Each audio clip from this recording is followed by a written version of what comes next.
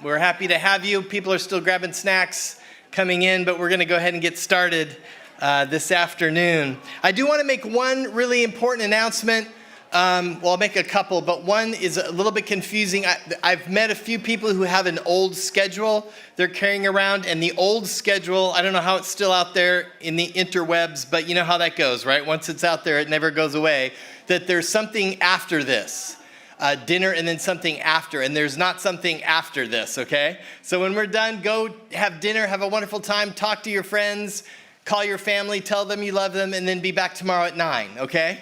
But there's nothing tonight after this session this afternoon. So again, my excitement is to introduce Dr. Rambo again. I'm not going to go back through all of your CV, Dr. Rambo, but she is a professor at Boston University in the School of Theology. And in this talk, she will be presenting Re-engaging Your Inner Authority, Rebuilding Spiritual Trust Through the Writings of Julian of Norwich. I'll also introduce our keynote responders at this time, and they will come up one after the other to respond. And then once again, we will have our panel. So responding to Dr. Rambo is our very own Dr. Kevin Doy. Dr. Doy is one of the seminary chaplains here. He is also an affiliate professor teaching in the Asian American pastoral ministry area, and is just a great guy. He said, say what I know about him, and what I know is he's a great guy. But Kevin has also done training in spiritual direction. He's been a church planter and a pastor. And so when I thought of some of the mystical stuff that Dr. Rambo was going to talk about today, and sitting with people, and I've sat with Dr. Doy. He's listened for me and with me to God's Spirit. I couldn't think of anyone better than Dr. Doy to respond to this talk. And then we're very excited to have a student from our marriage and family therapy program, Mr. Sammy Chaves, who's also been our translator. So you're taking a break to come and be with us here rather than translating in Spanish. And Sammy has a lot of different kinds of experiences in his life, but is now a full-time marriage and family therapist and a husband and a dad, I know, as well. So we're happy to all of you. So please, once again, welcome Dr. Rambo.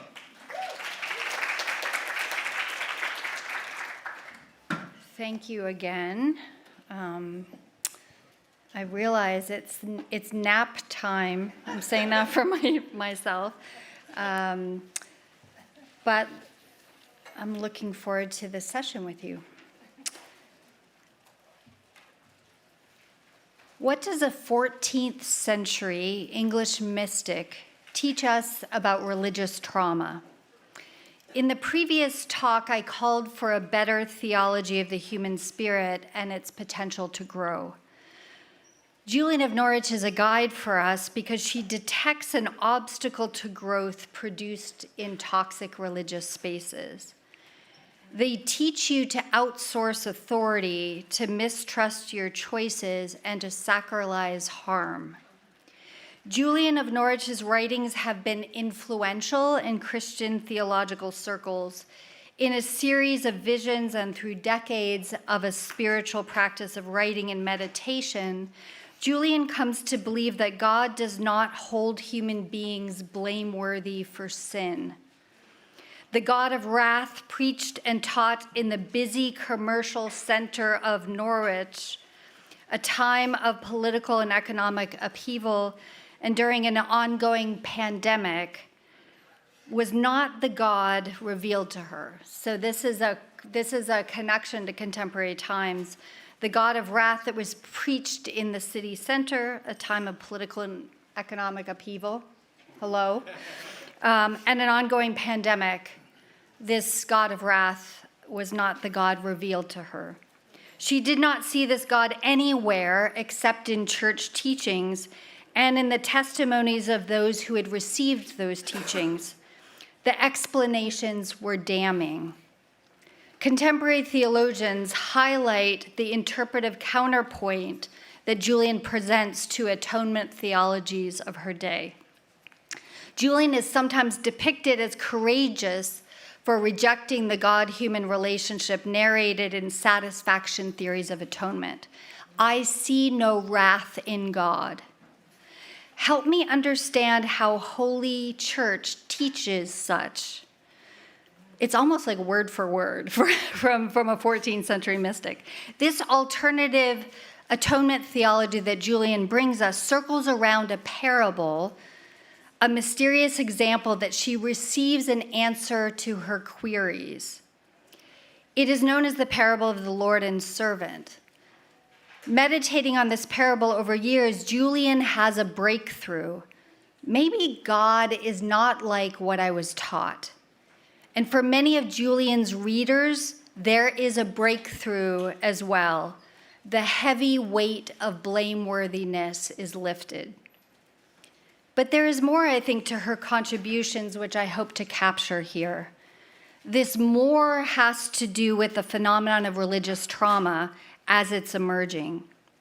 Julian addresses this in what is known as her long text. She addresses one of the central concerns of religious trauma, the outsourcing of one's inner authority. My hope is to feature Julian's writings to show that she narrates a problem that is clinically and psychologically relevant and provides a route for healing that is equally so. We can look to Julian to consider how this parable might go even further, modeling what I see to be a root problem narrated for those who leave religious environments, what Laura Anderson identifies as high-control religious environments. The struggle, I think, is to reclaim a self, any inner authority, because such inner authority is conflated with concepts of sin and prescriptions to deny self, to lose oneself. But what I find helpful is that Julian's process of meditative writing over decades suggests a working through of not simply ideas or theological claims, but of embodied beliefs, what Carrie Doring refers to as embedded theologies. Julian's writing process demonstrates that you do not simply walk away from the idea of God's wrathful nature. Wrath finds its way into your nervous system. Instead, these ideas reside in you, and Julian's writing process models an ongoing struggle to din these voices, in Julian's case represented in the devil or the fiend. So it's the ongoing struggle to din these voices, to gain strength, what she calls laboring in the dell. And I call this slow theology, because the emphasis on pace takes seriously the integrative work necessary to come into a sense of one's goodness when the damning voices have taken up residence in you. So I'm going to give you at certain points these golden nuggets from Julian, these quotes that I have. And this is the quote that kind of launched my thinking that Julian might be helpful for religious trauma. For I know by the ordinary teaching of Holy Church and by my own feeling that the blame of our sin continually hangs upon us, right? That the weight of blameworthiness hangs upon us. So let's begin with some Julian preliminaries. I'm not assuming that everybody knows or has read Julian. This is the 14th century. Julian is an anchoress, which means she took vows to a life of solitary devotion to Christ. When she crossed the threshold from the outside world into the anchor hold, a chamber that was attached to the main sanctuary of a church, she professed death to the world and carried out her life of religious devotion within the walls of the enclosure. Julian is also a spiritual director. We know that while she lived in seclusion, she counseled villagers who came to her window for spiritual direction. They were undoubtedly asking questions about whether they brought on the suffering that they experienced and whether God was in fact punishing them for their circumstances. Church teachings tell them that their suffering is tied to their blameworthiness, and Julian sees that these teachings are bringing about more suffering. They provide explanation, but they conflate sin and suffering in a way that is problematic.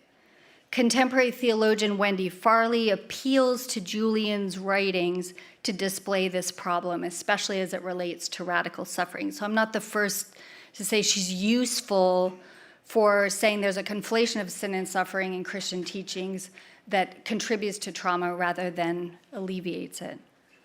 Julian is also a writer, and I'm going to present in a way writing as a spiritual integrative process of healing. So Julian's a writer, and she writes down, she receives these visions and writes them down in what's known as the short text, and then the long text is the 20 plus years that she spends trying to interpret the visions that she received. So there's a longer process in the long text. She receives them during a period of serious illness at the age of 30, and Showings or Revelations of Divine Love is an account of 16 visions that Julian receives. She's also known in literary circles as the first medieval woman of her time to write in Middle English. So she's kind of known as a writer during that time. But then she meditates on these visions over a long period of time and begins to augment the initial record with theological reflections. This is known as the long text. Julian's writings circle around a central question: what is sin? She asks this within a context of intense suffering, both personal and collective. What is it, and how does sin relate to this suffering? So you can see this, another quote: "O wretched sin, what are you? You are nothing, for I saw that God is in everything and I didn't see you." So she's like, I received these teachings from Holy Church about sin, but I don't see it. I'm not seeing it in you. Julian receives a response to her vexing question about sin in the form of a parable. The parable of the Lord and servant comes to Julian later. It's not in the short text. God seems to gift her with this. And it comes as she wrestles with the central question of how God views the human situation. When God looks down from the cross, what does God see? The church teaches that God holds creatures blameworthy for sin, but Julian's experience is that God views creatures with compassion. She sees no wrath in God.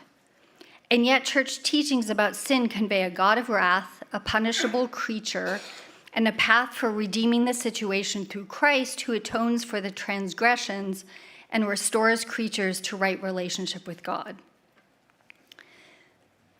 As she wrestles with church teachings about the human condition, sin, blameworthiness, etc., this is the parable that she receives. There is a Lord and servant. Recall they're in 14th century feudal agricultural economy. The servant is given a task by the Lord and sets out to fulfill the task. She says, willingly, gladly. But shortly after departure, the servant stumbles and falls into a dell, which is a common term to describe what we might call a ditch. The servant experiences several pains from the fall, but the most severe is that they can no longer see the loving gaze of the Lord that is always upon them. The gaze does not waver. Instead, over time in the dell, the servant comes to believe that the gaze has turned away from them. They believe that they are at fault for their falling. The parable is a commentary on the narrative of the fall, a primal account of how the relationship between God and human creatures is severed and stands in need of repair. It narrates the human condition before God. Julian's interpretation stands in contrast to dominant church teachings of the fall. In those teachings, the servant is willful rather than willing and falls into the dell because they have already turned away from the Lord. Disobedience drives the scene. The Lord is dishonored. The honor needs to be restored. Or in more economic terms, the servant now owes a debt to the Lord that they are unable to repay. The forensic and economic metaphors underlie atonement theologies. And the most operative atonement theologies in Christian teachings today: debt and justice, right? Guilty before God, we owe a debt.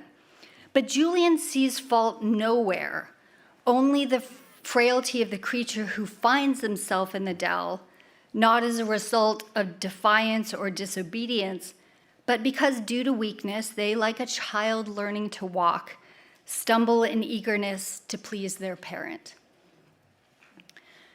The parable is a commentary over time, and through a process of writing and meditation, Julian deconstructs the narrative of the fall. She interprets the punitive account, providing, I think, some breathing room.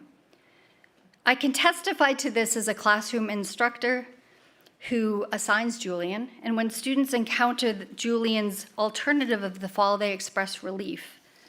However, this relief is temporary unless we examine, I think, Julian's unfolding interpretation of the parable. So most people are like, alternative atonement theology account, and it stops there. But I propose that she really takes up a question that's important and essential for thinking about religious trauma. What happens when you live with the interpretation of your nature as blameworthy over long periods of time?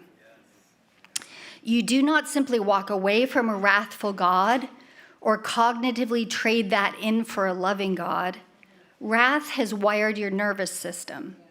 This comes through in the religious trauma analysis, which I'll explore a little bit later. Julian demonstrates over decades of working through the meaning of her visions, the difficulty in overturning the hold of blameworthiness, right? So she works through over time, over decades, what it means to how do you lift this blame. It is Julian's reconstruction of the dell that brings more than relief. So I'm turning from the deconstruction to the reconstruction. I call this Julian's theology of the dell, the theology that she produces from the breakthrough parable.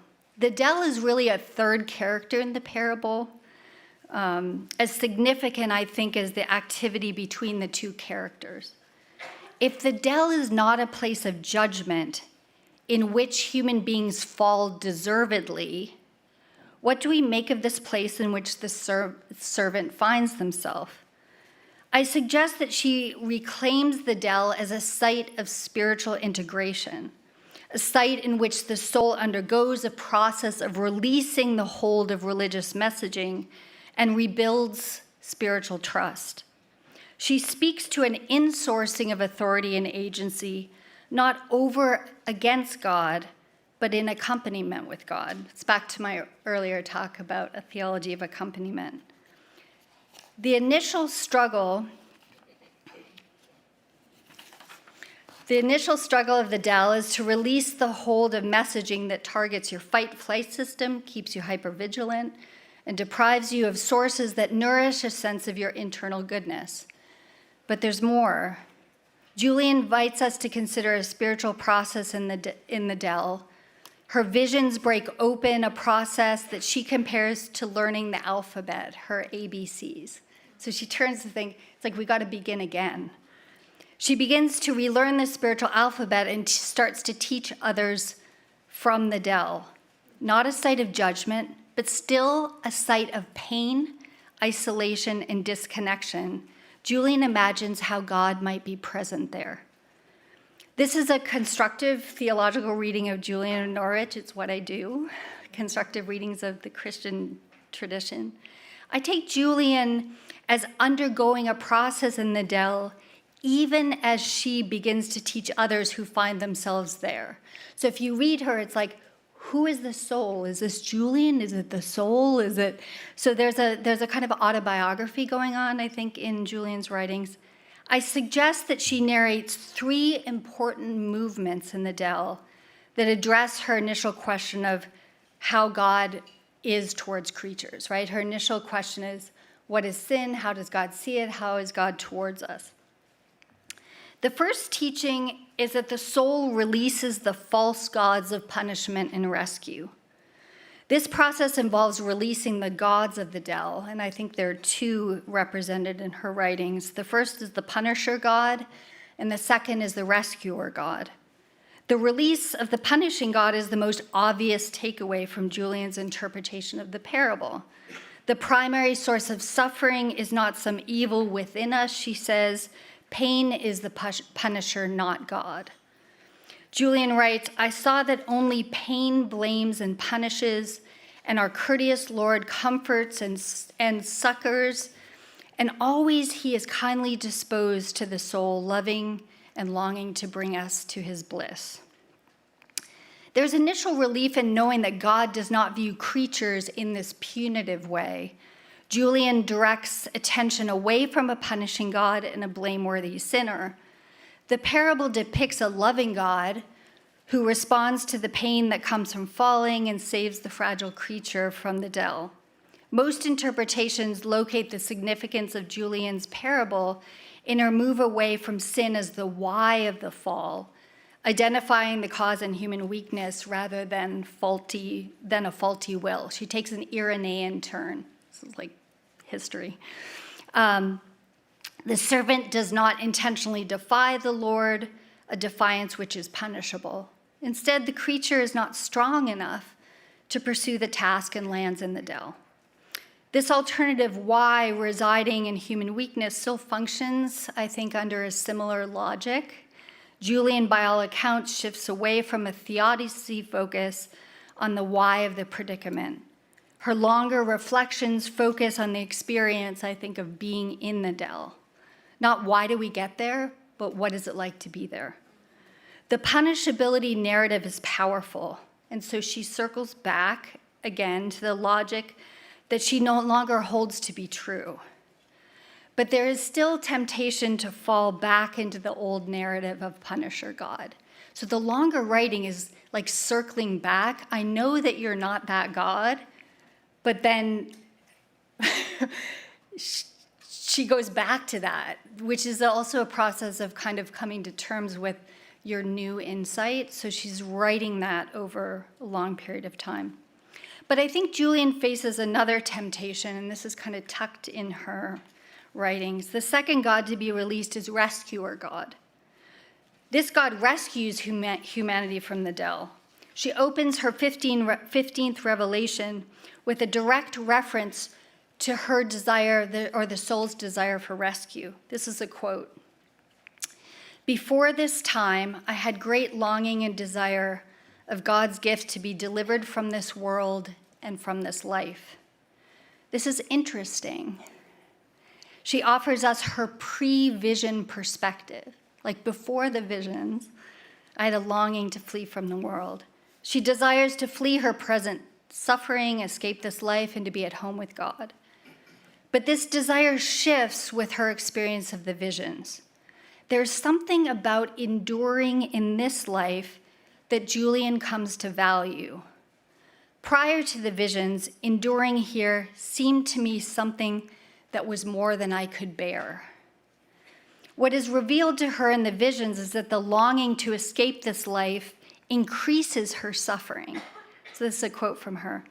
This made me to mourn and diligently long, and also over my own wretchedness, sloth, and weariness, so that I had no pleasure in living and laboring as was my duty. This is like Middle English, so I'm asking you to do contemporary translation. The obvious good news would be to learn that God rescues creatures from the dell, right? We got rescuer God, but no, not so fast. Julian does not present rescue as a solution as we might imagine. In fact, she names the desire for rescue as a temptation. The servant, like Julian, wants to be rescued from their situation. And yet Julian identifies this as a source of increased pain. I desire to be rescued from the situation, she tells us. The desire for a rescuer God, as she depicts it, is the flip side of the punishing God coin. Longing for rescue keeps the creature in a dependent posture toward their situation. While moving away from the punisher God, rescuer God renders the servant passive in relationship to her circumstances. She continues to outsource authority and serves as a source of pain and saps any joy she might receive in life. In longing to vacate her life, she experiences further disconnection from it. The visions turn Julian to consider the value of endurance and patience as reflecting inner capacities of wisdom or strength. The other worldly church teachings, the desire to escape this world, turn attention from what Julian newly receives as important through the visions, the ability of the soul to endure. Here, Julian is working very nimbly, thinking about how she can name the problem of outsourcing that is perpetuated through church teachings. The Lord does not pull the servant out of the dell, even though the servant desires rescue. Even as Julian assures those who come to her window for counsel that God is love, she knows that the process of coming to experience this love is more challenging. Those struggling in Norwich, comporting themselves fearfully and anxiously under the threat of judgment and punishment. They also are used to looking outside for explanations, receiving these from familiar and authoritative channels. Surely God will save them. These postures towards one's circumstances and the conditions that surround us cannot change by simply exchanging these for new messages. The initial relief of releasing the gods of rescue and punishment open, I think, to longer, more extended work.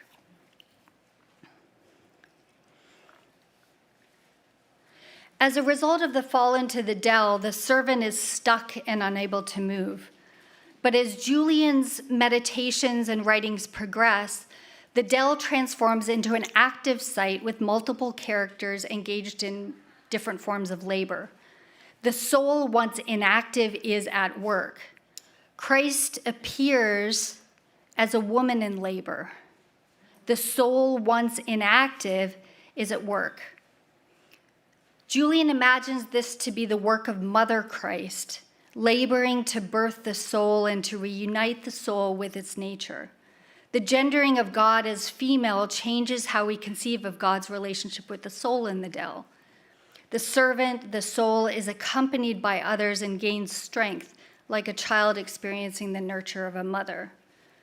But this labor involves struggle, and what surfaces for the soul for Julian is that when explanations lift and the false gods release, the turn inward can be terrifying. How can I trust myself?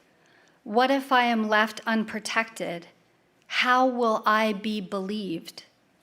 This turn inward may be the place a soul has never been.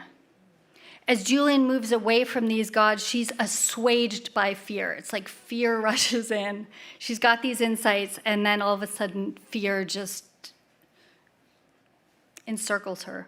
We know immediately following the revelations that the veracity of her visions is questioned internally.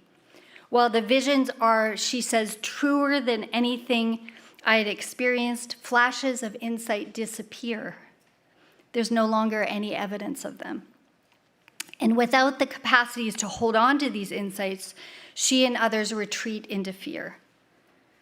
A climate of fear surrounds and takes hold, and this manifests for Julian in the figure of the devil, or the fiend, depending on what translation of Julian you're reading. As she opens her teachings, in the 16th and final revelation, the devil appears. So this is a long text. We know that there are continuous threats to Julian's alternative theological understanding, and when the vision vanishes from view, the devil mobilizes. His operations focus on obstructing comfort and fostering desolation and despair. It surprises her how easily the feelings of blameworthiness return. The devil makes several appearances. He first appears in her nightmares. She says that he lunges at her throat. He threatens to cut off her breath and to stop her from speaking. It's a very powerful image. His smell or stench overwhelms her. It's a multisensory attack. Vivid in all ways, smell, sight, and touch. And what she receives as grace is to be awakened out of that state.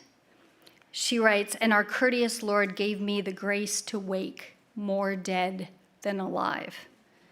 The devil returns again in fuller force, but now hearing comes into play, because the intrusion is a confused conversation taking place in low muttering. So first he comes for her throat, and then he is in her ear as if to confuse her understanding. Although the content was not discernible, it's experienced by her as senseless banter, in her words, commotion. But the devil returns a third time, and this appearance is tied to an undermining of spiritual practice. The devil tries to cut off the spiritual support resources that are central to Julian's religious practices. When she is praying, the devil attempts to weaken her prayers. And she writes, "I did not understand what they said, but all this, it seemed, was to move me to despair. And they seemed to me mocking us when we say our prayers." So the devil taunts, mocks, jeers, and provokes confusion. The devil threatens to take up residence in Julian's soul, appearing to her when she is weakest, in the evening when she is sleeping. Anybody relate? In chapters 69 and 70, she admits that she thought she would be free of the devil. Like, I thought that was going to be gone. She writes, "For I truly thought that if I were free from sin, I should be very safe from all the devils of hell and the enemies of my soul." The devil, of course, is archetypal, signaling evil, temptation, and eternal damnation. In the dell, the devil incites fear, raises doubts, and tempts her to revert to the old messages to keep her secure. There persists a fear which hinders us because we can fall so deeply into desolation that there's no access to consolation. The revelation that unfolds in chapter 70, the last visit of the devil in her account, is that Julian experiences an overcoming in the midst of these attacks. What she receives as grace is comfort by means of clear communication. "God gave me grace to trust greatly in him and to comfort my soul by speaking words aloud." As Julian continues to write, forging her words, the attacks of the devil are fierce precisely because Julian is on the precipice of something new. I want to say that again. I think the attacks come, she's received new insight, new understanding, and I think the attacks of the devil are fierce precisely because she's on the precipice of something new. Julian keeps writing, and I think her writing is itself a laboring practice. Her teachings circle back and they come around again. With refocused attention on the problem, she enacts through her writing a process of clearing away obstacles for the soul to be reconnected to the source of goodness. Note how this happens. We witness Julian's second guiding process as it relates to her emerging insights. There are common writing paths she takes, circling back to authorizing voices of external authorities. So if you read Julian, she's like, "I adhere to Holy Church." And then she breaks into something really new, and "I adhere to Holy Church." There's a circling back in her writing. You could take note if you are dealing with authority. As a theologian, Julian is naming a problem, but in doing so, she's also wrestling with voices of equal force, questioning, can I really critique Holy Church? On what authority do I do so? She keeps coming back to church teachings, and this can look as if she's bringing herself back under their authority, as if she's adhering to them. Julian interpreters interpret this as her gendered expression of fidelity to the church. A certain amount of deference is involved here. But I don't think this is the case. She's not coming back to prove her adherence or conformity to these teachings. She's not demonstrating fidelity to these explanations. Rather, she circles back as a way of testifying to how difficult it is to undo the lessons that we learn about suffering. She's testifying to the multi-dimensional labor of peeling back and undoing these explanations, and the force they exert on those who are dwelling in the dell. The affirmation that Julian holds on to is that we're never alone there. I want to say that again. The affirmation that Julian holds on to is that we're never alone in the dell. God descends into the dell rather than pulling us out. Here, the parable connects to the traditional account of Jesus' descent into hell. The account is important for interpreting dell experiences. At the end of the 14th Revelation, she briefly narrates the traditional account of Jesus' descent into hell. Julian re-envisions hell through, I think, the parable of the dell. As she presents it, hell is not a place of punishment. This is not the place of damnation where God sends the disobedient servant. Neither is hell a place from which the soul is rescued, right? Back to the punisher rescuer.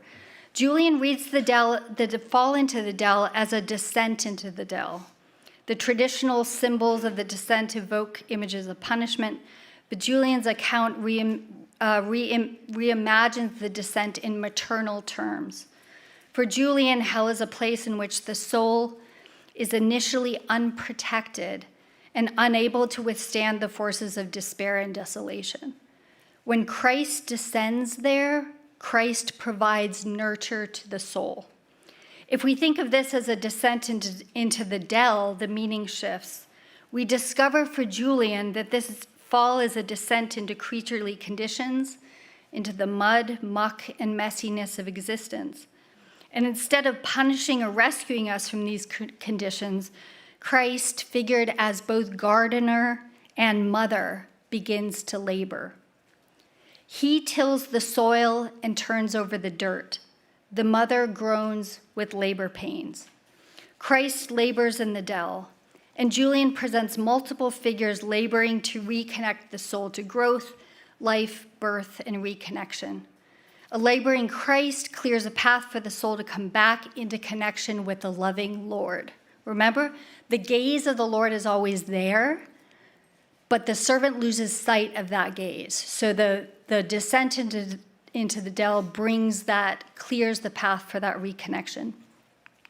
This laboring Christ is a mother. I could say a lot about this. A lot of people have written about this in Julian. Her task is to facilitate a path for the soul to reconnect after suffering multiple wounds. The mother Christ that we meet in the 14th Revelation provides a path to reconnect the soul to its source, to strengthen the soul and provide access to the truth of who we are, enclosed and never separated. The mother, through her labor, brings the soul back into a state of connection. There, she provides a vision of Mother Christ who provides nurture and nourishment. Mother Christ is also concerned with the soul's safety. It's like a protective figure. And the soul receives two promises in the dell. You will not be forgotten, and you will not be overcome. As Julian progresses in her interpretation, the dell becomes an image of the human condition that we do not need to be saved from, but rather need to be accompanied in and through. Her concerns with rescuer God is that it reinforces a longing to vacate one's life, to outsource authority for living to external authorities. And for Julian, a central part of the soul's struggle in the dell is to come to trust in one's capacities, to not outsource authority, but to cultivate inward capacities to withstand despair and self-doubt. So God is not lifting the servant out of the dell. Instead, she is laboring there with the soul. This raising up of the child by Mother Christ is nurture, not rescue. The desired once and for all rescue that tempts the soul is replaced by practices of being reminded of who you are, being told that you're not forgotten. The Mother Christ whispers truths that can easily be lost to us. It is God's will and pleasure that his blessed children be returned to him. The labor of Mother Christ contrasts with the labor of a punishment or rescuer God who may do this work for the child, but without instilling the inner resources for the child to grow stronger. The child reconnects to a truth about who she is that builds strength, enabling her to resist the bout of desolation that she experiences. The third teaching is that the soul grieves in the dell. Julian finds herself in a new situation after releasing the old teaching and receiving nurture. She says that the soul pauses to mourn. She suggests that holding on to an explanation may provide a level of comfort, but once the explanations are released, one views their situation in its rawest form. When someone acknowledges their situation, they open themselves up to grieving it. The 16th revelation is the last, and she says a confirmation of all of that came before. Before moving into the interpretation of the vision, Julian backs up to include a description of her experience of the vision. She recalls the sudden cessation of her pain. It was taken away from me, and a renewed desire to live.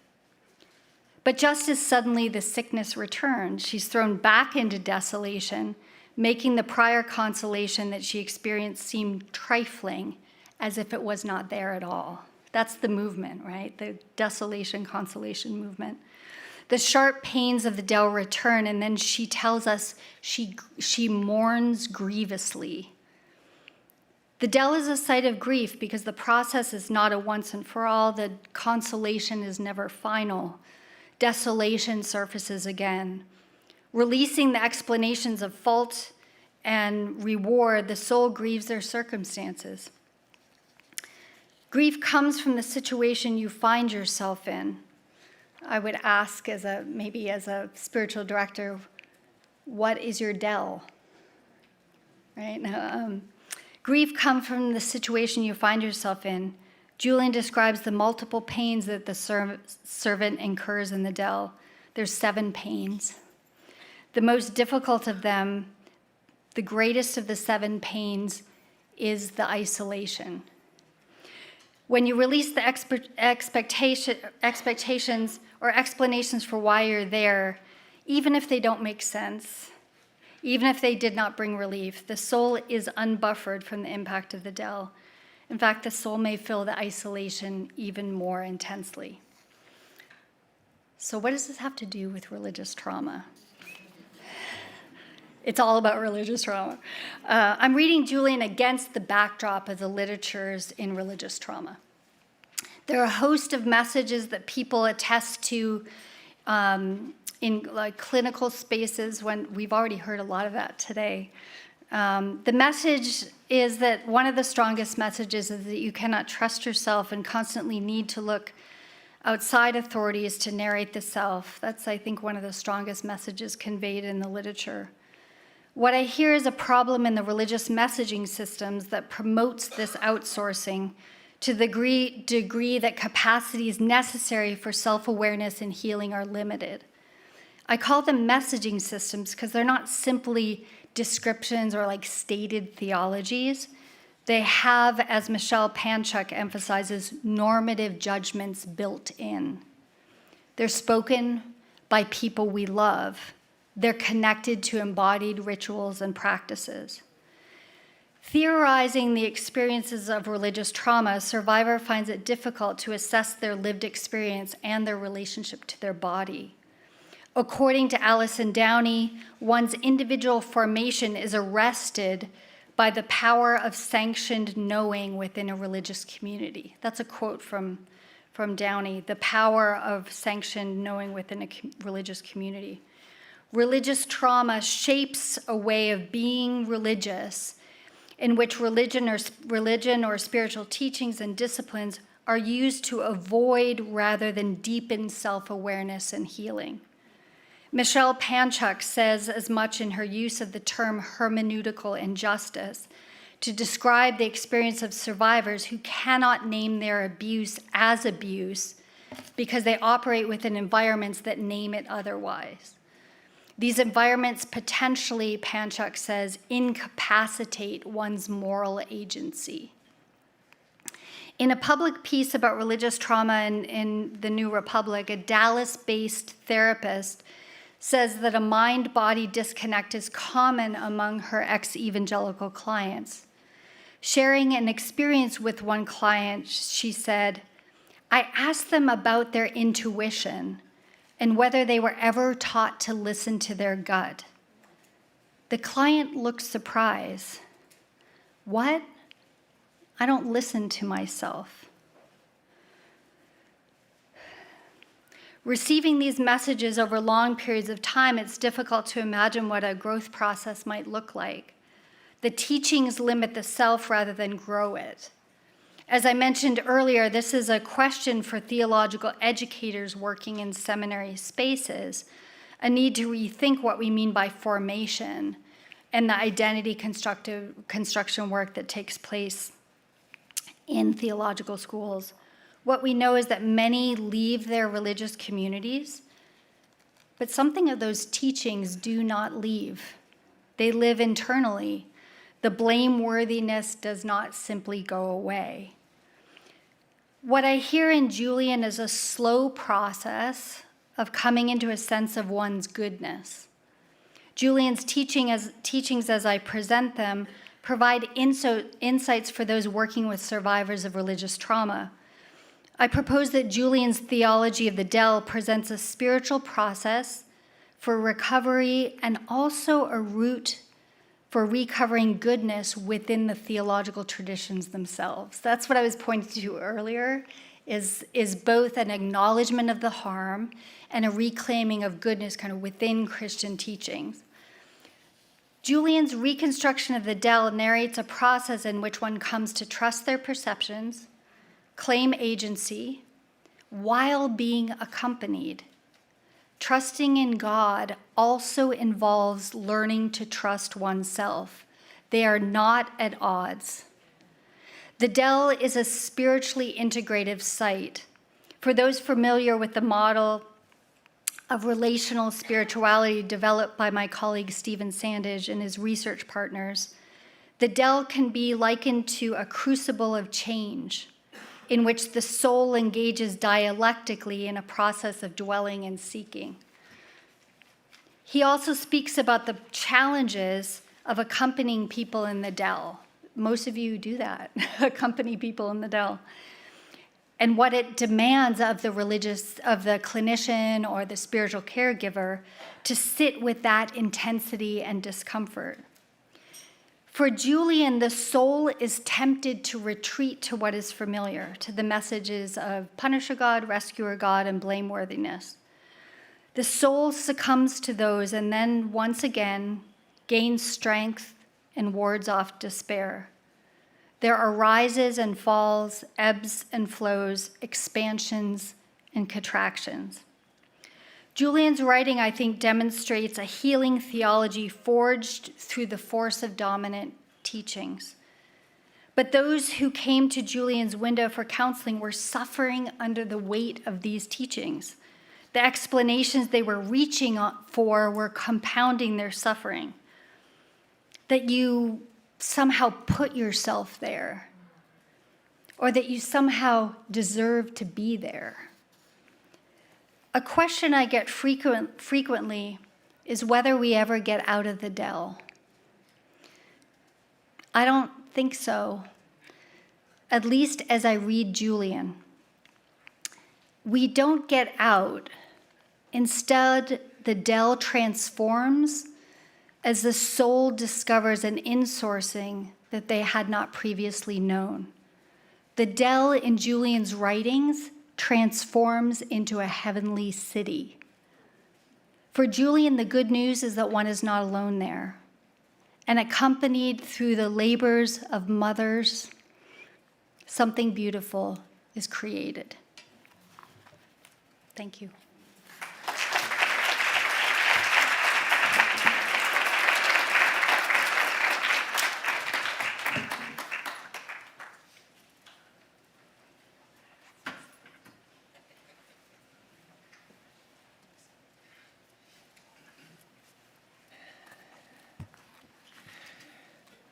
How are we doing?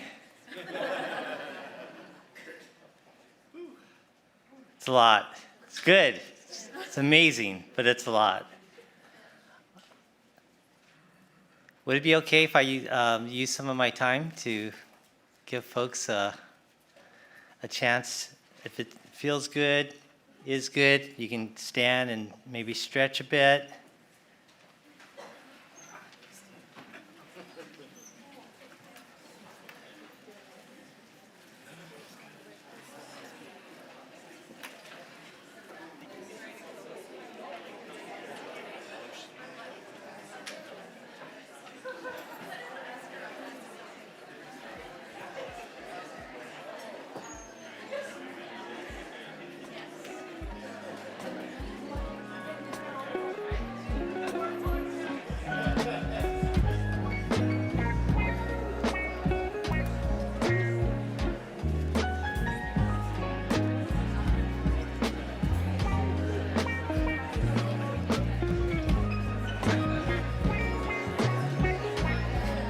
All right, let's gather back.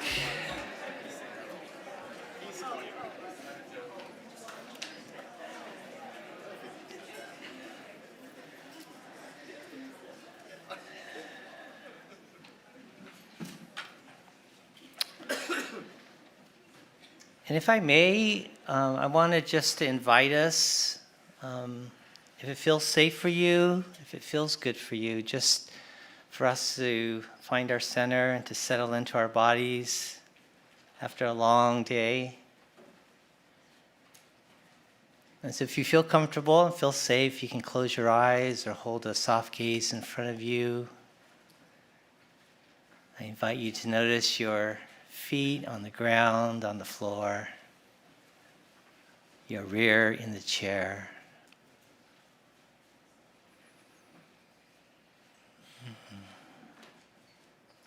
Just attend to your breath.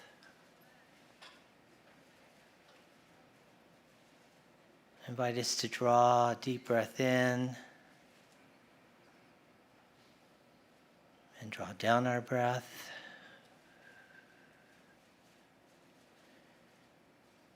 And as we draw in our breath from the bottom of our feet to the top of our heads, as we draw down from the bottom of our heads to the top of our heads to the bottom of our feet,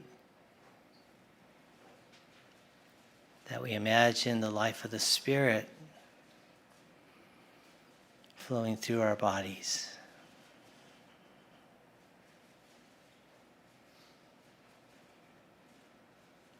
And let's just take 30 seconds to sit in stillness in the presence of divine love.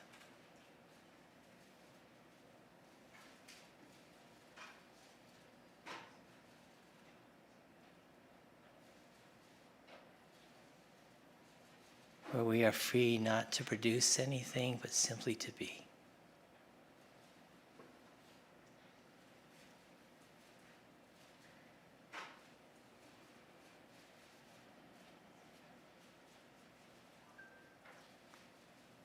Take a final deep breath in and release that good energy and love out into the world. Amen. I want to thank you, Dr. Rambo, for your presentation, for your academic scholarship, your brilliance, your therapeutic insights, your compassionate reflections. It's an honor to respond to you in your work. Like all the best writing, and especially academic writing, you have presented a proposal that is incredibly creative, enlarges our imagination, gives us language, and sparkles with possibilities. You have made connections over centuries, and centering this remarkable 14th century anchoress that many of us did not know about, asking how her theological musings might be a source of healing and liberation for people today experiencing religious trauma. I love the fact of simply centering a woman's voice and how healing and empowering that is in and of itself. And so your presentation is a gift. And also just your tenderness and your sensitivity and your presence. I think that's the real gift to us today. As Brad had shared, Dr. Strawn, I'm not a psychologist nor an expert on trauma. I am a spiritual director, so I do have some cursory familiarity with Julian of Norwich, but she was not part of my area of study. So why am I a respondent? Now, that's a question I've been asking myself as I prepare for today. I am a pastor. I'm a chaplain here at Fuller. I do teach pastoral ministry, and so as they say, I will attempt to stay in my lane, and I will speak and reflect on the church, and hopefully propose and offer a constructive correction and offering for us to consider, and particularly pastors and those who are in church leadership.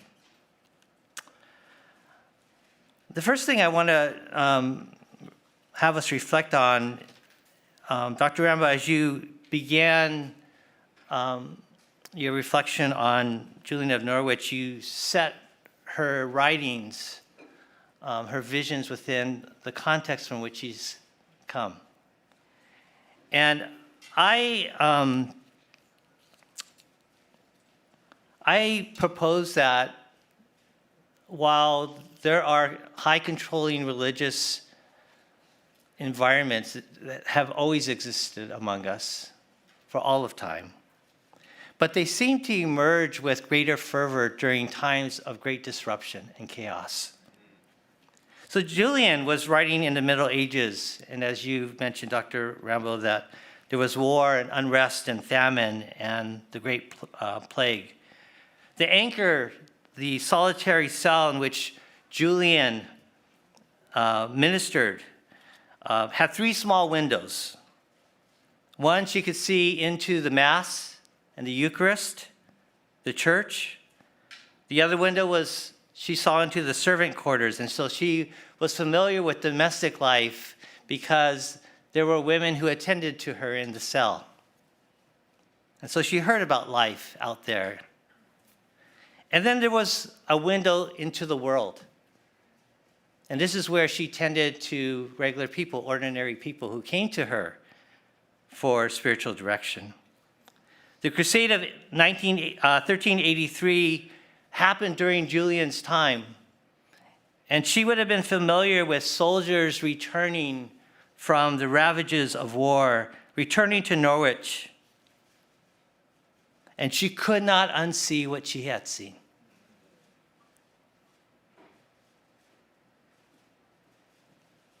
And so this is the kind of environment from which she would have inherited the theology of Anselm and substitutionary atonement. I make this connection with the Enlightenment of the 17th century and the Reformation and the scientific revolution. It was a period of seismic shifts of thinking and life.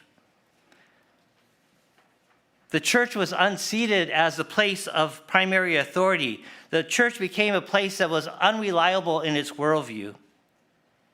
And reason and logic and objectivity became what was normative.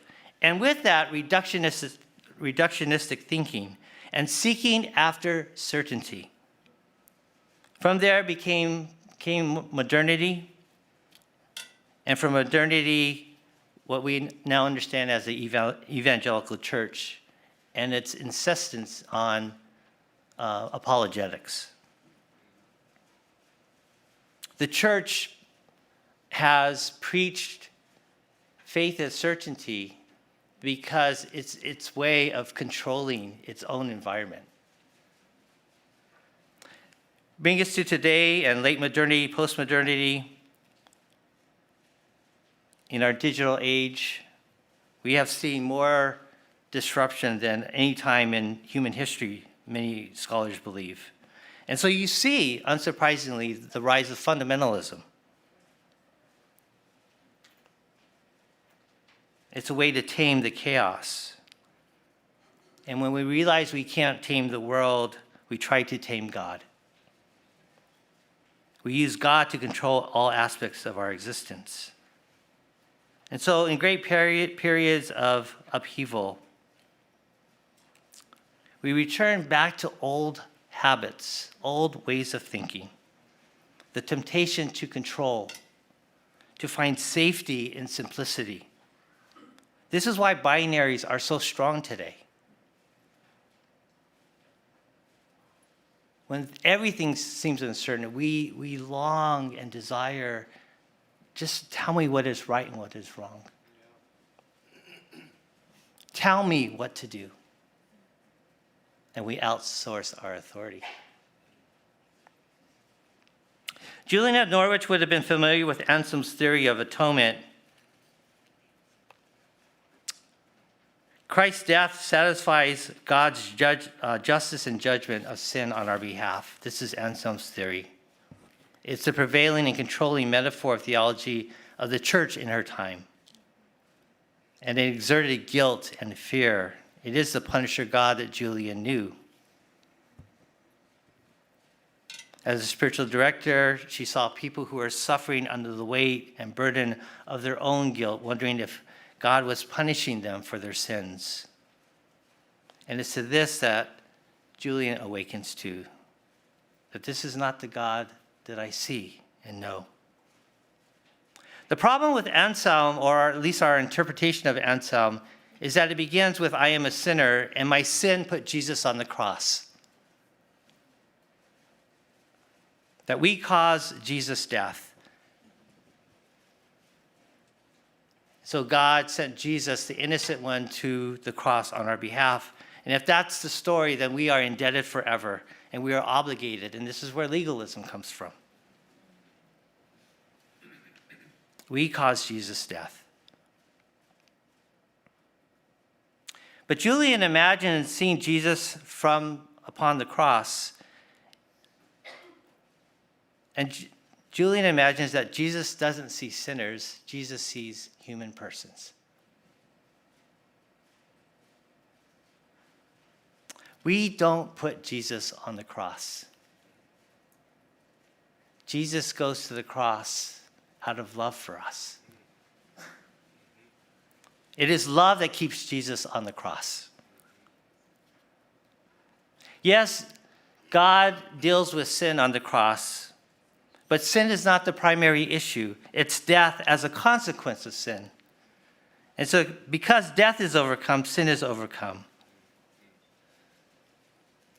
God is a God of life, and I don't think that God's focus when he looks at us is on sin. God is concerned that we live, that God imparts life to us. I see people as a chaplain and as a spiritual director, and we are so concerned about our sin. And I will say, in the big scheme of things, it's not that important. It's so petty. But we have been taught to be so troubled by the smallest little things. Yes, let's treat each other well. I think God would like that for us. But what grieves God the most are the systemic and structural oppressions that keep people down. When you look at the life of Jesus, Jesus ministered to individual people who are under the oppression of Roman government, the Roman Empire, or the temple. This is what bothers God. This is the sin that grieves the heart of God.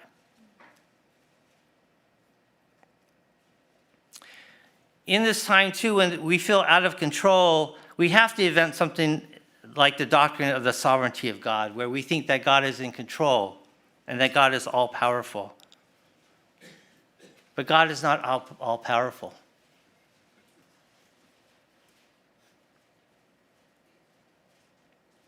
The God who cannot save his own son from suffering and death will not save us from suffering and death.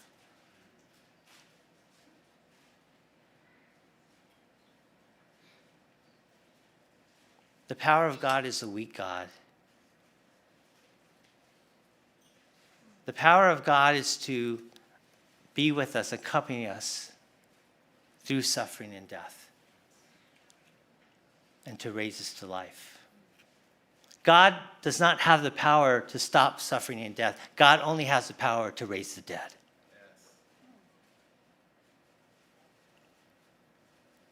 Anthem only works if it is not just Jesus on the cross, but God on the cross. Otherwise, we bifurcate God in the church, and Jesus is the innocent, nice one, the forgiving one, and God is the angry judge. And I hear this all the time in the church. This is why we like Jesus, but we don't like God very much. And you know you're in a toxic church environment because, yes, God loves me, because God's supposed to love me. But does God like me?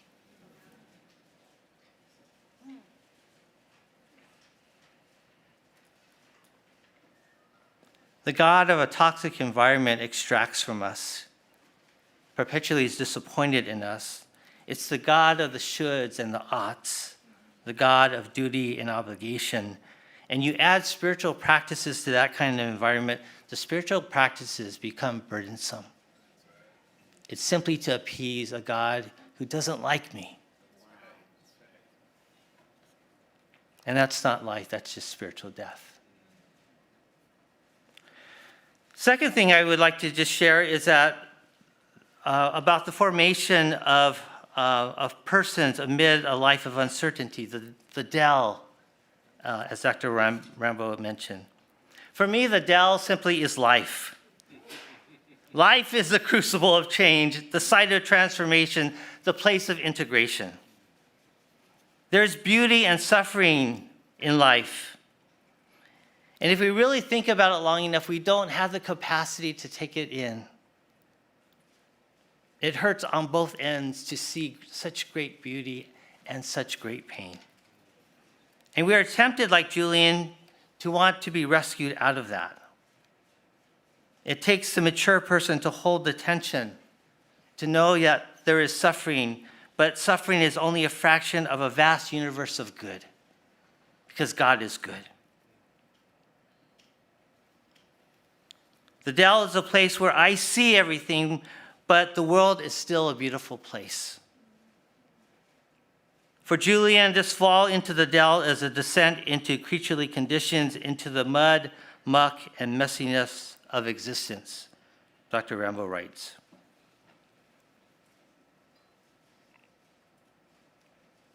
For the church, I would suggest that our formation or discipleship, or whatever you would like to call it, is grounded not on becoming a Christian or being a better Christian, but being human. That we need human developmental models of discipleship and formation.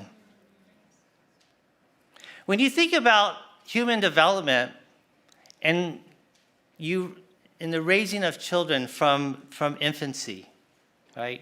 When children are young, developmentally, they need more structure. They need binaries of right and wrong, good and bad. That's safe and that's dangerous, because their brains are still forming.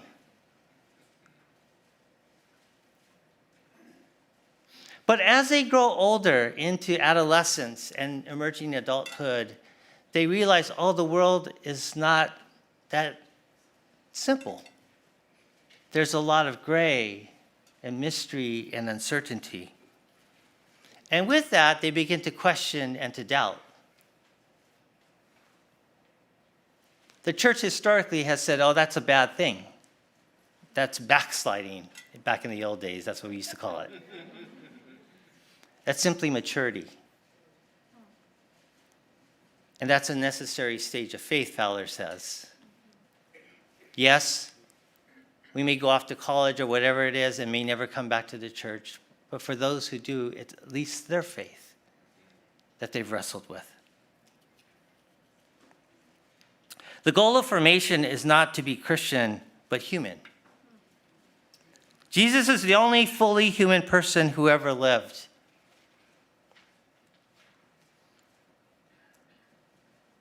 So godliness looks like full humanity. The Spirit of God is a humanizing spirit. And the sign of maturity, as Paul would say, is the fruit of the Spirit. It is love, peace, patience, kindness, goodness, gentleness, self-control.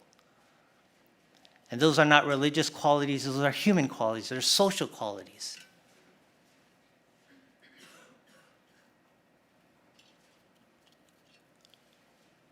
High controlling environments teach that maturity looks like certainty.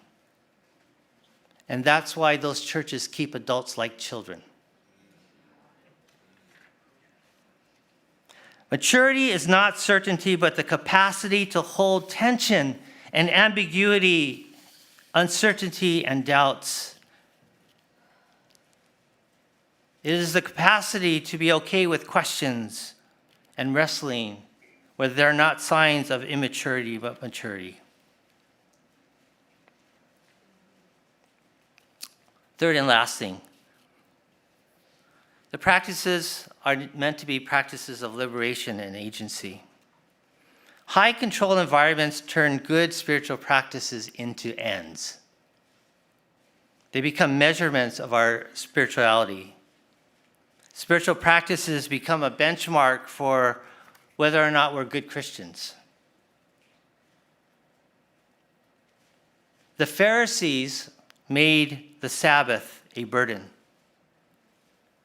So Jesus had to say to them, the Sabbath was made for human beings, not human beings for the Sabbath. Jesus said that the Sabbath was given to us for the wholeness and healing of persons. What I take away from that is even holy things can be oppressive. So it's not just any spiritual practices. Practices must be liberative. They must be judged by their fruit.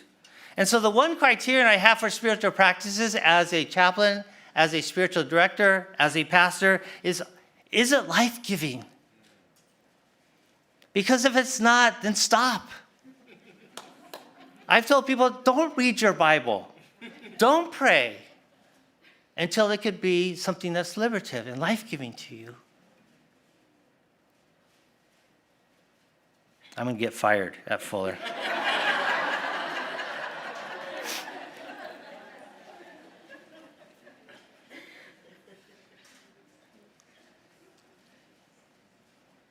Do your practices promote shalom and well-being? Does it help you to flourish? That's the only criteria that matters. It's the only criteria that matters to God.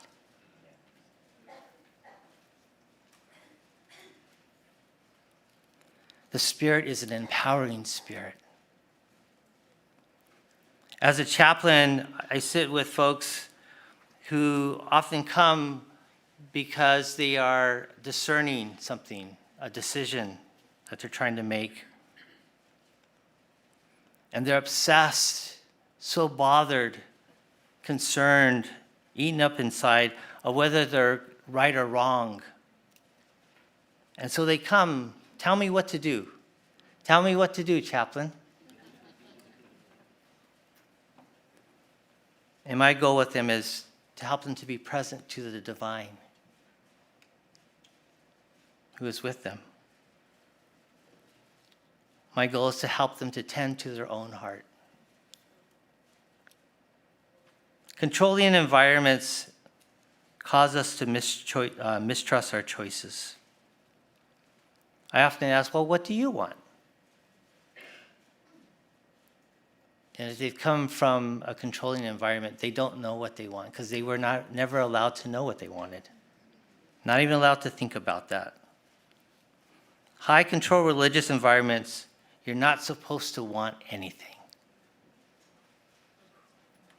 You only want what God wants, right? Have you heard this? Have you said this? I don't want to, what I want? No, I just want to do what God wants. We can't conceive that what we desire might be what God desires most for us. So I tell people about my kids who are now in their 20s, but it still holds true. I mean, if the option is like something terrible and evil versus something good, okay, well, there's no discernment necessary. When we're discerning, it's between good and good and good.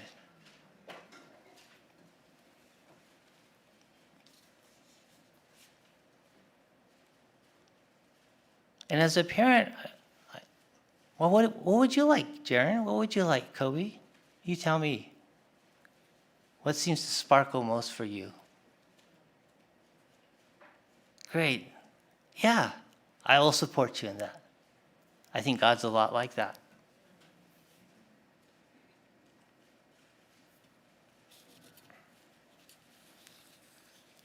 Healthy religious environments don't tell people what to do or what to think. They help us to listen to our own desires, to trust the Spirit who dwells in us and with us, to trust our own voice, to trust our own intuition, to trust our own guts.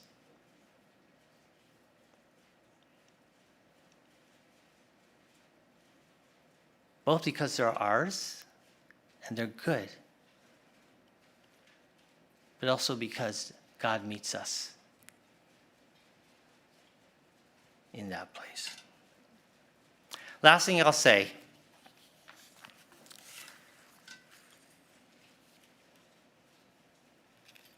I'm going to get fired for this too, but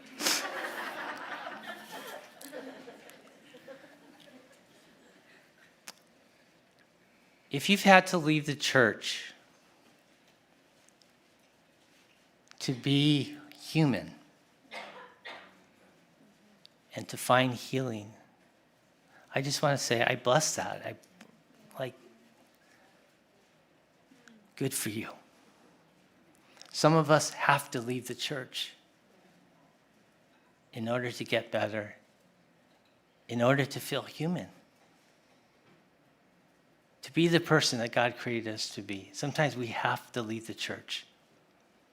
And as a pastor, I just want to say, I bless that.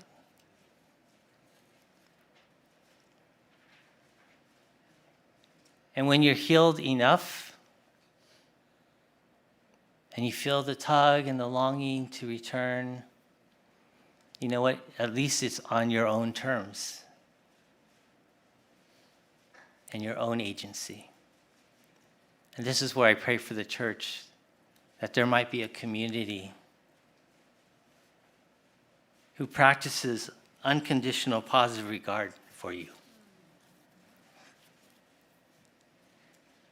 where you are heard and you're seen, where what you feel and see and think is validated, where you are not just a means to an end, you are the end.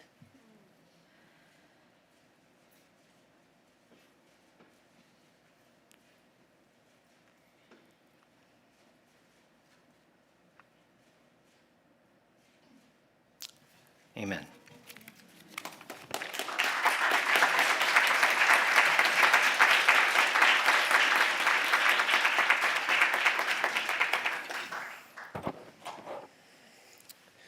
Before starting, thank you, Dr. Rambo, for your insightful words and research. They are so necessary in times like these. I'm also grateful to all my professors in the MFT department for their support, to Professor Jordan Castle for his invaluable advice on crafting this response. Special thanks to Dr. Brad Strawn for his guidance through the process as well. Dr. Rambo, your words greatly impacted me, and I imagine all of you who are here share the same sentiment. As I prepared this response, I found myself not wanting to miss anyone. Your experiences, pain, and journeys, I know I won't be able to do this perfectly, so please offer me a little bit of grace as I try to respond to Dr. Rambo's research. Spiritual trauma goes beyond the concept of big T trauma. As Dr. Rambo argues, and with help from Julian of Norwich, writing, small t cumulative religious trauma birthed by the church systems, practices, or cultures based on burdensome, punitive theologies is also capable of inflicting great harm on the human psyche. This type of religious trauma promotes negative, fearful, and shameful views of self as opposed to the goodness of the inner authority placed within us. I want to use my story and an MFT framework to offer insights into the discussion of strengthening that inner voice, the new creation Jesus ushered in through his death and resurrection. By giving words to my experience, I hope others may resonate with portions or details of my story and allow them to reflect more deeply on their pain, hold spaces for lament, and work toward restoration. However, before delving into this subject matter, I want to recognize that the many heartbreaking stories of those who are here or online, who have faced all different types of abuse. I pause briefly to acknowledge your pain, your arduous journey, and celebrate the resilient steps you've taken, big or small, toward your healing. One of the most fundamental skills I've learned in the MFT program, particularly from Professor Alicia Starks and Dr. Eunice Lee, is being cognizant of my social location.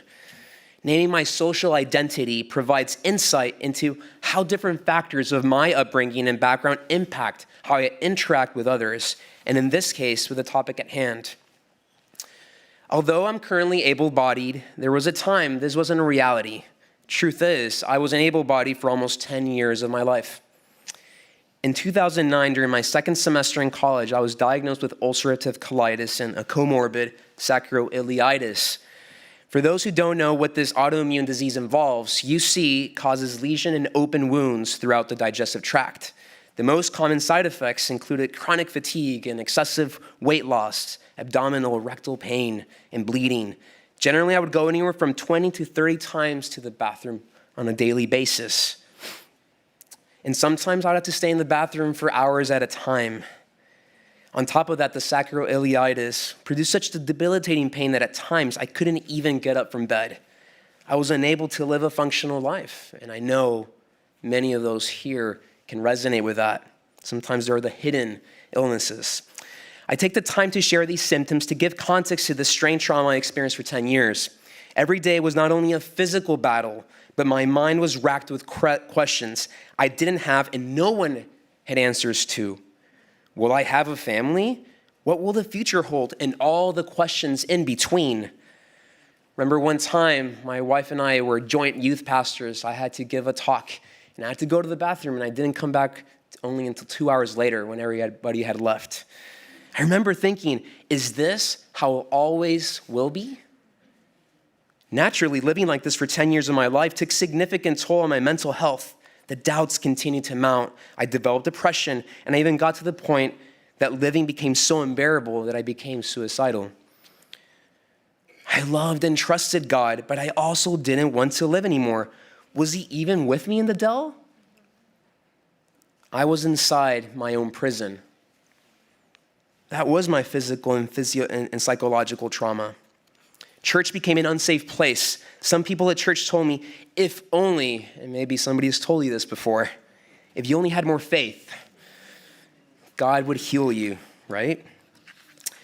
And as much as this expression enraged me, I thoroughly believed it, because unwittingly, my spiritual and ecclesial upbringing had communicated hints of retributive theological thinking, or a sin management gospel that emphasizes human effort rather than trusting in God's renovating work. Indeed, it was imprinted on my heart that the God I loved and served was punishing me for some wrongdoing. It made sense. Today, my symptoms are because I did X, Y, or Z. I lived in shame and guilt because I saw my suffering as a sign of divine rejection and punishment. I was the one to blame, instead of asking my inner voice what was true and experiencing the direct presence of divine love in my life. I began to live out of fear and focus on behavior control. I couldn't connect with the good and noble heart that Jesus mentions in the Gospel of Luke. Simply said, my inner self couldn't be trusted. That was my spiritual trauma. To make matters worse, the Colombiano slice of my social identity further quashed any attempt to engage with my inner voice. One of the most significant protected factors in Latin American countries is the ability to find a reason to continue living amidst the pain and the cruelty of life. Specifically, life for the average Colombian involves daily precariousness, trouble, and scarcity. The legendary Cuban artist Celia Cruz said it best. There's no need to cry because life is a carnival. It's more beautiful to live singing. There's no need to cry, for life is a carnival, and your pains go away by singing. The flip side to this is that the Colombians avoid talking about their trauma and engaging with the turmoil of their inner world. There's always someone else who's having a harder time than you, so be thankful. This reality impacted not only my inability to acknowledge or talk about my suffering, but also the Colombian church's capacity, or may I say incapacity, or maybe even here in the US, to provide space to talk about the difficulties of life in a healthy manner, in a real manner. Although true, I must highlight that my privileged socioeconomic status allows me to critique this idiosyncrasy. Most Colombians don't have the luxury to think about how tough they have it because their focus is on survival. I want to focus now on how my MFT training contributes to the conversation, a model that's helped me conceptualize Dr. Rambo's words in a psychotherapeutic and spiritual sense is restoration therapy, mainly due to its emphasis on empowerment and agency, and believe that people have the capacity or inner authority, as Julian would suggest, to self-regulate themselves. For those who may not know, RT is a modality of therapy created by a former Fuller professor, Dr. Terry Hargrave. This theory focuses on the primary pain messages revolving around identity. I'm not good enough. I'm defective. I'm not lovable. And safety in relationships. I am unable to measure up. I'm defective. I'm fearful. I'm insecure. These lies we believe about ourselves lead us to blame others, shame ourselves, control the situation, or escape. This is our pain cycle. So what happens next? RT attempts to uncover our God-given truths. We are his beloved and safe in him, so we can nurture others, value ourselves, be balanced in our give and take relationships, and have reliable intimacy. This is our peace cycle. Going back to Julian's teachings, RT would agree with her that God accompanies us in the dell as we seek to insource authority instead of outsourcing it. Concurrently, Julian, who desired people to engage in spiritual practices affirming their worthiness, their life-giving, would agree with the objectives of the 4 steps of RT, which are, when you feel emotional or relational pain, you say what you feel, you say what you usually do, you say your truth, and you say what you will do differently.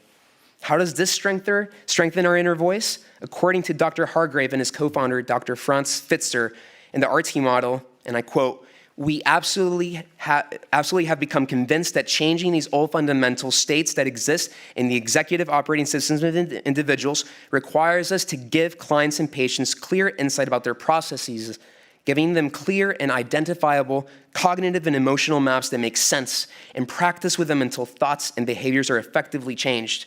To our knowledge, this process is a sure way of moving clients and patients into new neural states in which their executive operating systems dealing with learning and emotional bonding are brought more into play.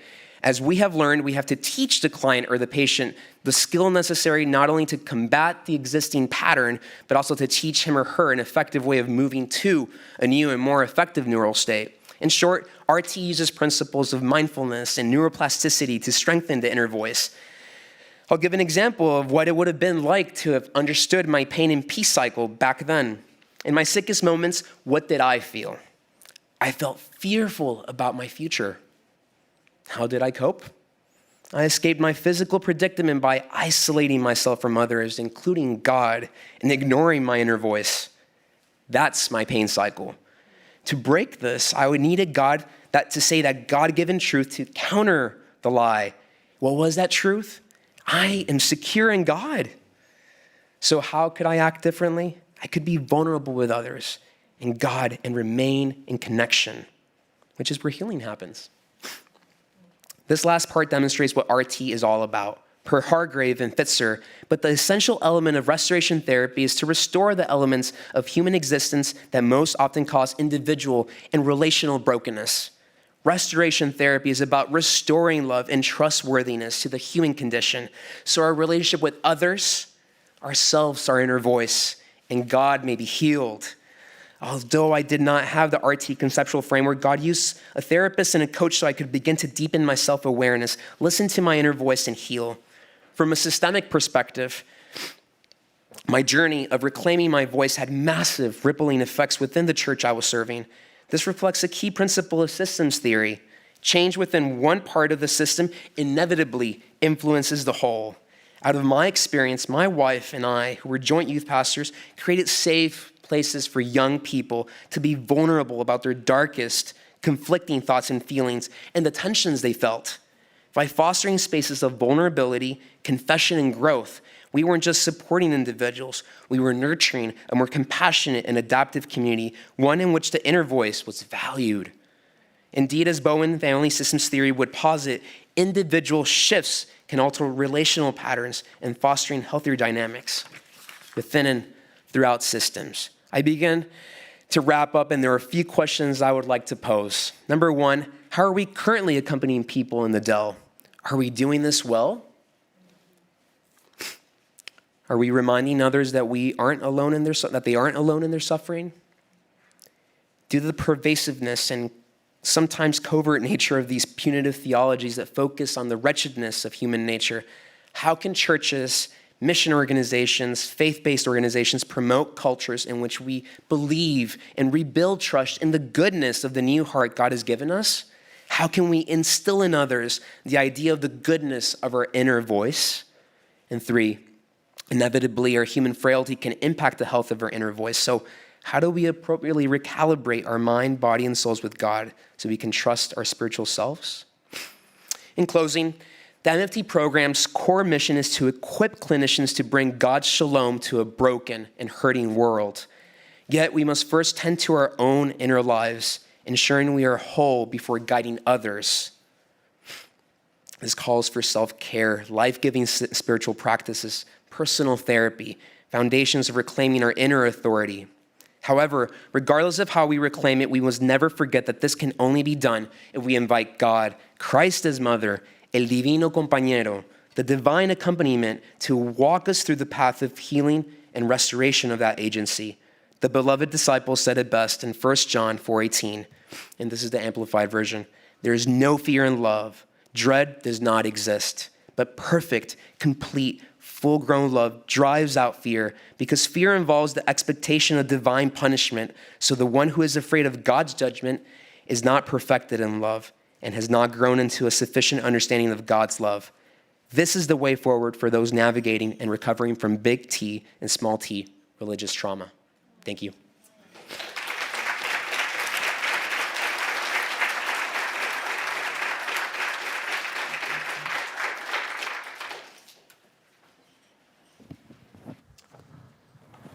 The panelists will come on over. I don't know what's happening to me as I get older, but I get more and more teary. Anybody else? Good grief. You're not supposed to cry at these things. I'm not crying, you're crying. Yeah. Very moved. Thank you, three of you. Oh. Whew. So I keep thinking, I wish I was born later. Right? Are you a Gen Xer like me? Like I? Yes, yeah. We got nothing. Yeah. But I also want to say one other thing, and we can get into this later. I don't want it to distract us, but I'm a pastor also. And I do love the church. And I've been blessed. I sometimes say I love the hell out of the church.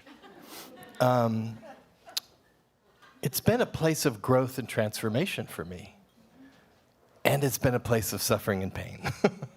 And that's the tension we're trying to live with today. I don't hear in any of the words here that we have to abandon the church, but sometimes we have to leave the church, Kevin, as you said so beautifully. So anyway, I want to let you respond, Dr. Rambo, as you did before, and we have not much time, but we're okay.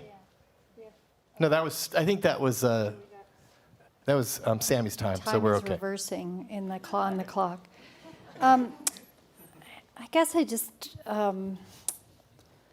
just moved by your truth-telling, both of you, in different ways. So I'll start with Kevin. If Fuller fires you, we'll hire you at BU. So consider that a job offer. And some of us are going with him, so I don't know how many spots you have, but. Yeah. I guess I just want to say I was so struck by the plain speak of the dell is life.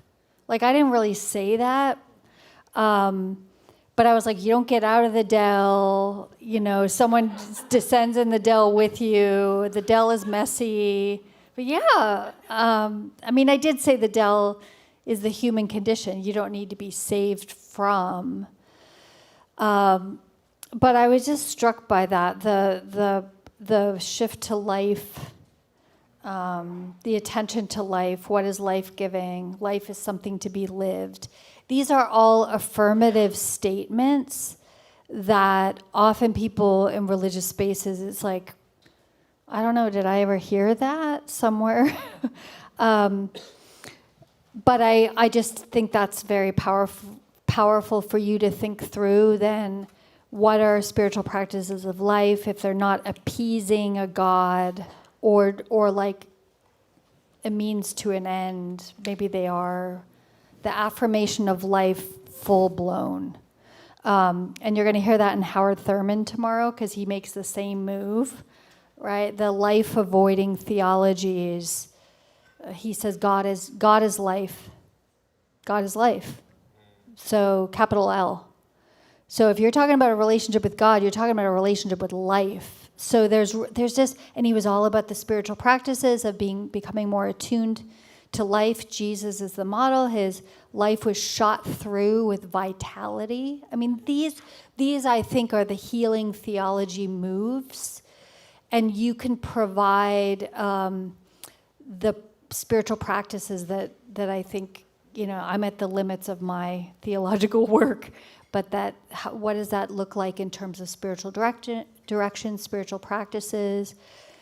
How do you help someone discern where they're going and where they're at in a life-affirming way? What would that? Have you experienced that, and how would you guide someone? What else do I want to say? There's so much. I think there's a lot of analysis there around these shifts of times of great disruption. In times of great disruption, religious communities or people seek certainty. So that's a fear-based response. So you're doing an institutional analysis of the church's responding to fear by locking down certainty.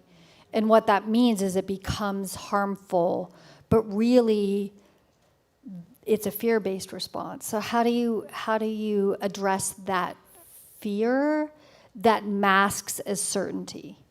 That's a very powerful to think about. That is it just the desire for power and control? I don't know. You offered something different there. I think that fear might be at its base. So I don't know. Come to be you. Come to job offer that I have no power to invite.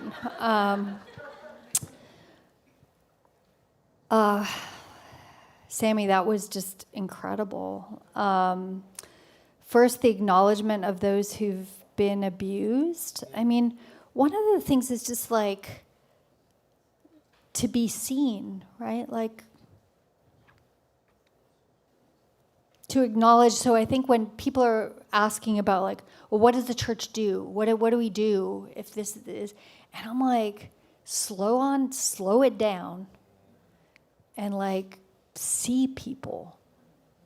So that small practice of just acknowledging, wherever you are, you've experienced something.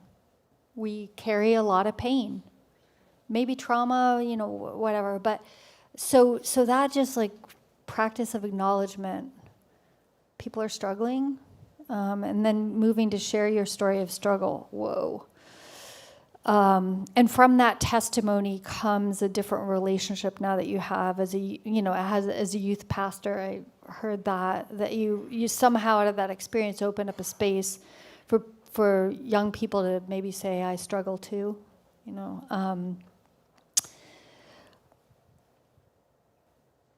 Yeah, I don't know anything about restoration therapy, so, but this is exactly what you're doing. You're thinking that along with Julian, because she's after something like, how do you actually strengthen the inner voice? So she circles back again and again in her writing. I think writing is her spiritual practice, but she also has the 3 windows, right? So she's also hearing the damage that these teachings are doing to people who are already like struggling. And then she's looking in at the Eucharist. She's looking at the host saying, what is the meaning that this has with this window and then the domestic window? I mean, that's, so I think what you're modeling is to how to think through how we respond to the world while being people who are deeply steeped in spiritual and religious practices. Like how are we responding in a way that's meeting that need, and I think being in conversation with the teachings that we've received. So I'm really tired. It's like 5 o'clock. It's 8 o'clock Eastern time. But I just want to say it's so rich, and I feel really honored that you spent the time with my work. It's like the greatest gift you can give somebody. So thank you.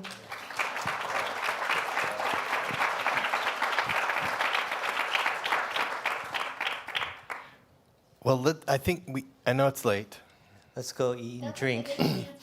Yeah, I'm gonna pass this on to Sammy and Kevin, and we'll take a question or two if we have time here before we're top of the hour. But someone says, I like the idea of walking away from the idea that sin is what separates us from God and that we don't need the rescuer God. But I feel like it's so written about in so much of the Bible and so ingrained in the teaching of the church that it feels earth-shattering to let go of that view. How do we start this process? So we're back to the how-to. No, I want to say that like letting go of the rescuer God, I haven't quite worked that out yet. Right? So I think Julian is saying both the punisher and the rescuer are continuing to outsource.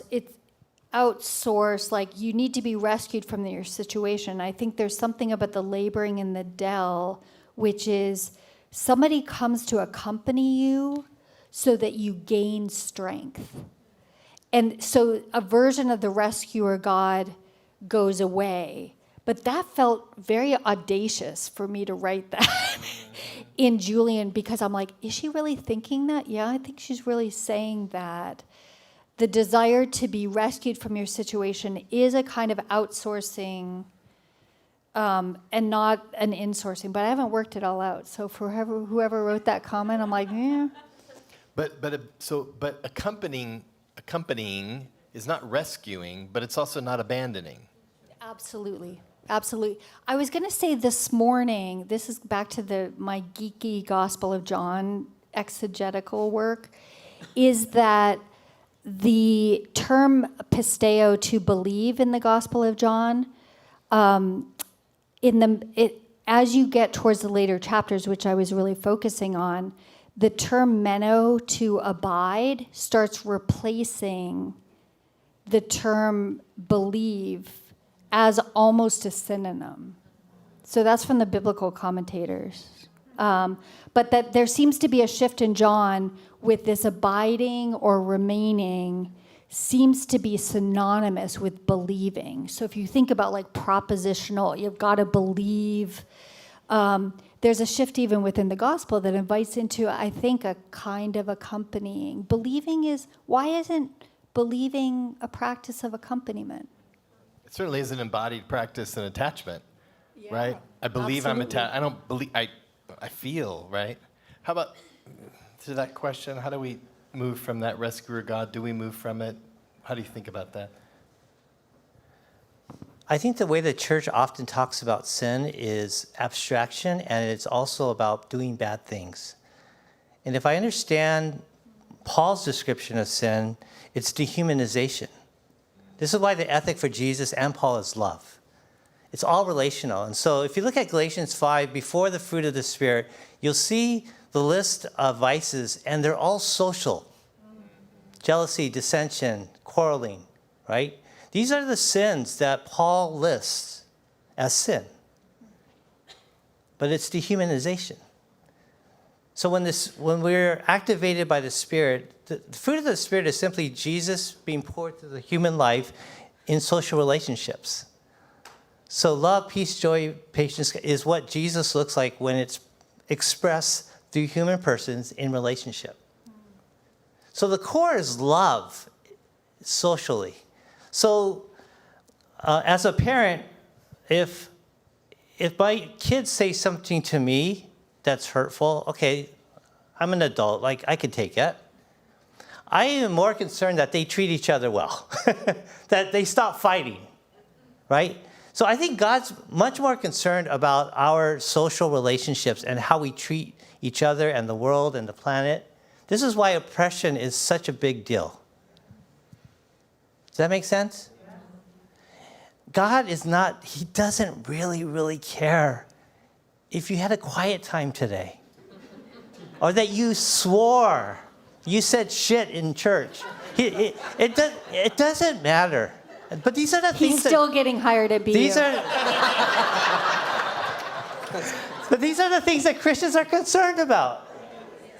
Who cares? I just don't think God cares.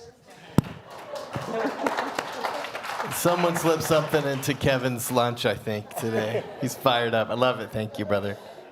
Sammy? I think it's just a process. I think when we want to have just this complete solution, and well, it goes back to what you were saying. We want binary. We want to just know what to do, what not to do. And I think that part of the journey is putting ourselves out in that uncomfortable of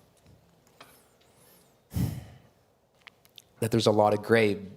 Being a therapist in training and through my life, I've had to put myself in positions that I don't know what's right or wrong. It's just, it is. And it's learning how to be there.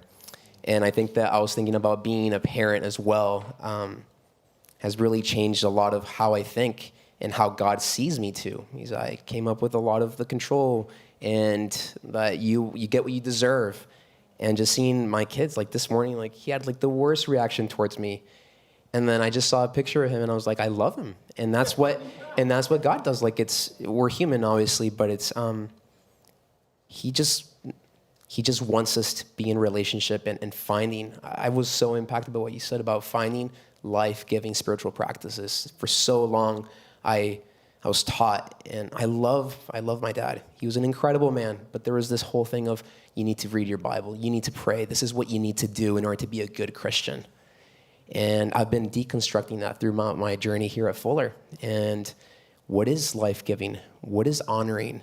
He doesn't want my behavior. He wants my heart. And that's what I want for my children. I want their heart. I don't want their behavior.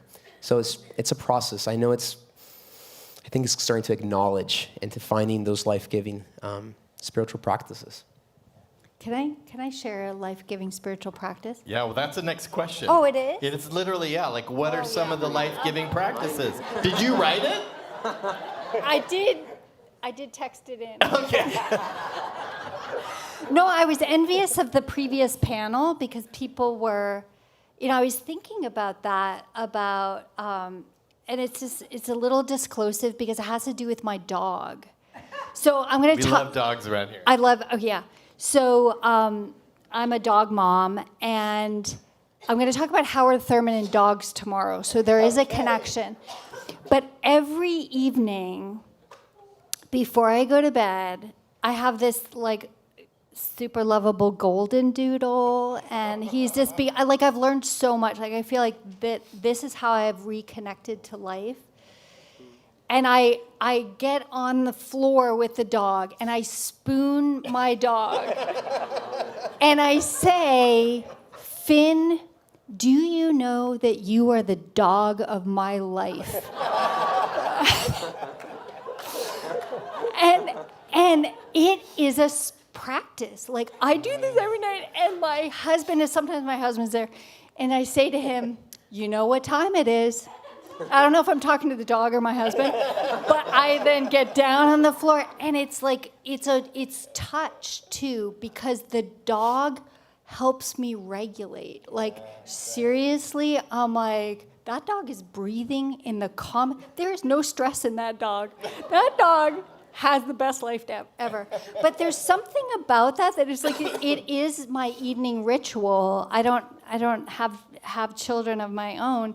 So I'm like, I am every night. And I thought, oh, that is a life-giving practice. It was like, does Finn care? Probably not. But the sound, the feeling of that golden doodle is self-regulating. So it has that beautiful. Anyway, I could go on That's about great. my dog, but that's my life-giving practice. I love it. I love it. Real quick, guys, life-giving practice? So yes. Yes. I just want to be clear. I do find Bible reading and prayer life-giving. We've all seen it. We've all seen him do it. So, Wendy Farley, who you Yeah. cited, was one of my spiritual direction professors. Her assignment to us was, I'd like you to find a practice out of everyday life, not add something to your already busy life, but something that you already do. And if you just think about it differently, could it be a contemplative practice? So some people do a pour over, and could those 3 or 4 minutes be a time of meditation for you? For me, it's walking. I take the train to Fuller. It's walking from Memorial Park Station through City Hall to come to Fuller. And it's literally grounding me as I walk and I start my day. And then when I walk back, it's like my examen. I could be grateful and reflect on the day that's just happened for me. It's something I already did, but I made it a practice. And it's life-giving. I see the trees, the sun, it's beautiful, and I feel delighted in, even as I delight in God. Real quick, I'm thinking of incorporating. I pick up my children from school and I walk back home with them. And what I try to do in other moments is turn off my damn cell phone to be able to enjoy the mountains, enjoy the palm trees, enjoy my children. Because whenever I'm connected to that thing, I'm not there. I'm not present. I'm not grounded. So just let's disconnect. I love that. I take a Sabbath from email on Sunday. If I look at email on Sunday, it's wrecked it. It's ruined it. So, yeah, beautiful. One quick dog story. I'm going to let you go. But you got me going on this. And this is actually a story I heard from our former president, Dr. Mark Laberton. He was preaching, and he said, often in the morning, as they were sitting around the table in the morning, he would look at his son and say, what are you going to do today? And his son would say, I'm going to be a student. I'm going to go do this. I'm going to do that. Next, son, what are you going to do? I'm going to do this. I'm going to do that. To his wife, what are you going to do? I'm going to do this. I'm going to do that. And he would look at his dog and say, what are you going to do? And the dog would say, I'm going to be a dog. And I remember Mark saying, that's the one that was fulfilling God's call on their life. Right? To be what God has called you to be, created you to be. Fully dog, fully human. And that's my wish for you all as you go tonight. Will you thank our respondents, Dr. Rambo,